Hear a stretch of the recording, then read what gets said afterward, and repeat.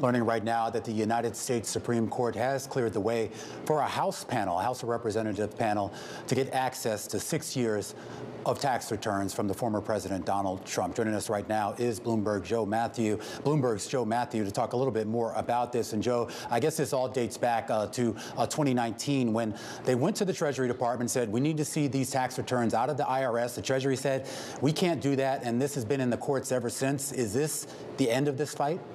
It seems like it. Here we go with the Supreme Court, Romaine. And that argument back then was, well, you couldn't make an action like that or take an action against a sitting president. Then it became essentially a presidential campaign here, or a test of presidential immunity that has dragged this out. This is the House Ways and Means Committee, by the way, which needed to get this ruling before Republicans took the majority in the House to do anything with it, or it would have kept this locked up until the Republicans took the House, as expected here with Kevin McCarthy as Speaker. This will give them a limited amount of time. As you well know, it's a month and change here before the next session of Congress begins, and it sets up an absolutely remarkable presidential contest, knowing we have a special counsel that has been added to the mix here to oversee the 2 DOJ investigations into Donald Trump. You have the Southern District of New York. You also have Fulton County, Georgia. If all of these resolve in the next 2 years, it's going to inform, obviously, a lot of voters' decisions as they pick the next president of the United States.